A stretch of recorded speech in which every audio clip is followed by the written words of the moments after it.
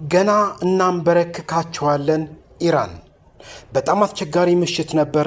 ኔታንያሁም ኢራን ከ22 አገራት ጋር የሆርሙዝ ወሽመጥ ውጥረትን ገትራ ይዛለች። ኢራን በሆርሙዝ የባህር ወሽመጥ ደህንነት ዙሪያ ለመተባበር ዝግጁ ናት አለ የዓለም አቀፉ የባህር ትራንስፖርት ድርጅት።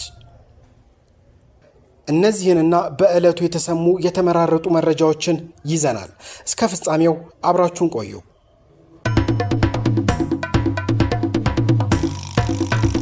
ኢትዮጵያ ከጅቡቲ 10 ሄክታር መሬት መጠየቋም ታውቋል።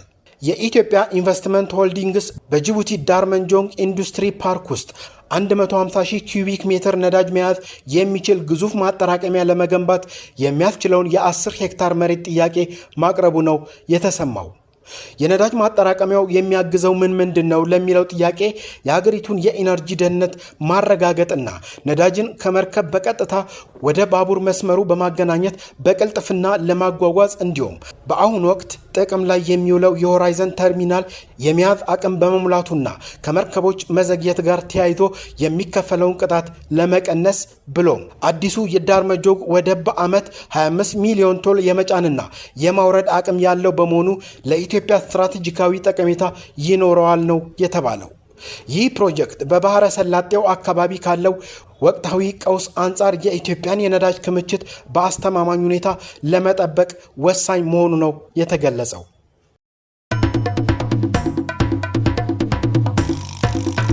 ገና እናንበረክካቸዋለን አለች ኢራን። ስለ ትላንቱ ምሽት ኔታንያሁም በጣም አስቸጋሪ ምሽት ነበረ ሲሉ ተደመጡ። የኢራን ቃል አቀባይ ኢራን በጠንካራ ክንዷ አሜሪካን ለዘመናት በኢራን ነዳጅ ላይ ጥላው የነበረውን ማዕቀብ አስነስታለች። ይሄ የጽናታችን የአሸናፊነታችን ማሳያ ቢሆንም ገና እናንበረክካቸዋለን ሲሉ ተደምጠዋል። እርግጥ ነው አሜሪካ በኢራን ላይ የጣለችውን ማዕቀብ በትላንትናው ዕለት ማንሳቷን በፕሬዝዳንቷ በኩል ዓለም ሰምቷል። ትናንት ምሽት የኢራን ሚሳኤል በደቡባዊ እስራኤል ኢላማቸውን መምታታቸውን ተከትሎ በርካታ ዜጎች መጎዳታቸው ተዘግቧል። ይህን ተከትሎ የእስራኤል ጠቅላይ ሚኒስትር ቤንያሚን ኔታንያሁም ጉብኝት ያደረጉ ሲሆን አሁን ላይ እያደረግነው ከሚገኘው ውጊያ ውስጥ ይህ ምሽት በጣም አስቸጋሪ ነበር ብለዋል። እስራኤል በኢራን ላይ የጀመረችውን የአየር ድብደባ ዛሬም ተጠናክሮ እንደሚቀጥል ነው የተዘገበው። ከዚሁ ከኢራን አሜሪካ እስራኤል ጦርነት ጋር በተያያዘ ኢራን ከ22 አገራት ጋር የሆርሙዝ ወሽመጥ ውጥረትን ገትራ ይዛለች። ባለፈው ቅዳሜ አውስትራሊያና የተባበሩት አረብ ኤሚሬትስ የኢራንን ከፊል የባህር እገዳ የሚያወግዝ ደብዳቤ ላይ በፊርማቸው የሆርሙዝ ወሽመጥን ክፍት ለማድረግ ቃል የገቡ አገራት ቁጥር ወደ 22 አድጓል። ይህ ዲፕሎማሲያዊ እንቅስቃሴ ኢራን የነዳጅ ማጓጓዣዎችን በማስተጓጎል በዓለም አቀፍ ኢኮኖሚ ላይ የምታደርሰውን ጫና ለመቀልበስ ያለመ ነው። ቀደም ሲል እንደ ብሪታንያ፣ ፈረንሳይ፣ ጀርመን፣ ጃፓን ያሉ አገራት ጥሪውን የተቀላቀሉ ሲሆን የጃፓኑ ጠቅላይ ሚኒስትር ሳናኤ ታካይቺ አገራቸው በሕገ መንግስታዊ ገደቦች ውስጥ ሆና የምታደርገውን አስተዋጽኦ ለአሜሪካው ፕሬዝዳንት ትራምፕ ማሳወቃቸውን ገልጸዋል።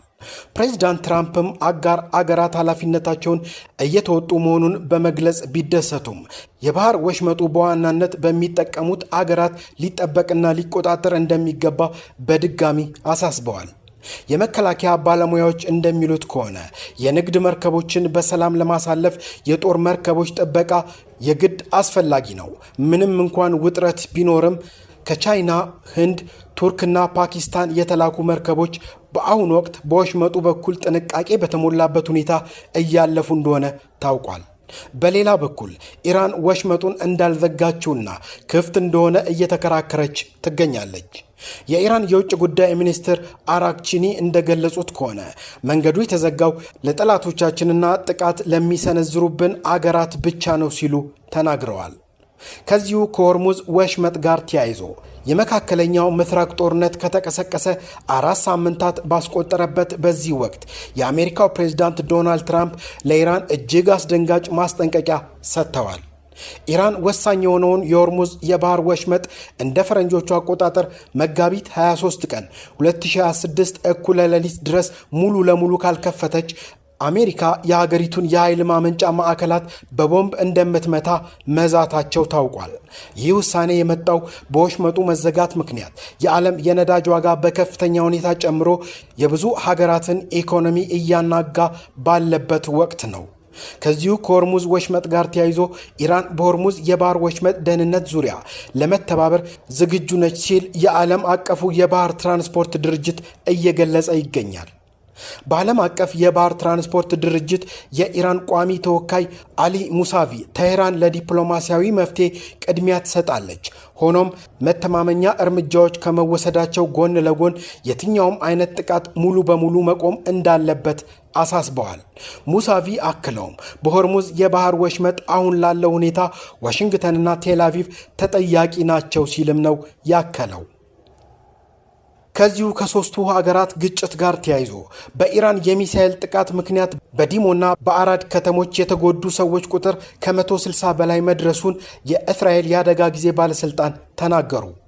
ቅዳሜ ምሽት ላይ በባሊስቲክ ሚሳኤሎች በኒውክለር ተቋም አቅራቢያ በሚገኙ ከተሞች ላይ ከተፈጸመው ጥቃት በኋላ በአራድ 84 በዲሞ ደግሞ 78 ሰዎች ተጎድተው ሕክምና እየተደረገላቸው መሆኑን የተናገሩ ሲሆን ዓለም አቀፉ የአቶሚክ ኢነርጂ ኤጀንሲ IEA ከዲሞና 13 ኪሎ ሜትር ርቀት ላይ በሚገኘው የኒውክለር ምርምር ተቋም ጉዳት ስለመድረሱ መረጃ እንደሌለው አሳውቋል። ጥቃቶቹ ቅዳሜ ዕለት በኢራን ናታንዝ የኒውክሌር ተቋም ላይ ለተፈጸመው ጥቃት የአጸፋ ምላሽ ለመስጠት የተወሰዱ መሆናቸውን የኢራን መንግስት ቴሌቪዥን ቀደም ሲል ዘግቧል። IEA በአካባቢው የጨረር መጠን መጨመር ምልክት የለም ሲል ነው የገለጸው። አሁንም ከግጭቱ ወሬ አልወጣንም። የኢራን አየር መከላከያ በሆርሙዝ ደሴት አቅራቢያ የጠላት F-15 ተዋጊ ጀትን እንደመታ የሀገሪቱ ጦር አስታውቋል። ተዋጊ ጀቱ ከጥቂት ሰዓታት በፊት በሀገሪቱ ደቡባዊ የባህር ዳርቻ በሆርሙዝ ደሴት አቅራቢያ በመሬት የአየር መከላከያ ሚሳኤሎች ተመቷል ሲል የኢራን ጥምር አየር መከላከያ ዕዝ ገልጿል። የጦር ሰራዊቱ የፕሬስ አገልግሎት ስለ ተዋጊ ጀቱ ዕጣ ፈንታ ምርመራ እየተካሄደ ይገኛል ሲልም ነው ያከለው። በሌላ የሄሊኮፕተር መከስከስ አደጋ የኳታር የወታደራዊ ሄሊኮፕተር ላይ በደረሰ የመከስከስ አደጋ የ7 ሰዎች ሕይወት አልፏል። የሀገሪቱ የመከላከያ ሚኒስቴር እንዳስታወቀው ሄሊኮፕተሩ የተከሰከሰው በመደበኛው ስራ ላይ እያለ በተፈጠረው የቴክኒክ ችግር ነው። በዚህም በሄሊኮፕተሩ ላይ የነበሩ 7 ሰዎች ሕይወታቸው እንዳለፈም ሚኒስትሩ መግለጹን አልጀዚራ ዘግቧል። ከሟቾቹ ውስጥ 3ቱ የቱርኪዬ ሲቪሎችና አንድ የቱርኪ ወታደር እንዳሉበት የኳታርና የቱርኪዬ መከላከያ ሚኒስትሮች በወጡት መረጃ ገልጸዋል። የአደጋውን ትክክለኛ መንስኤ ለማወቅ ተጨማሪ ምርመራ እንደሚካሄድ መገለጹንም ዘገባው አመልክቷል።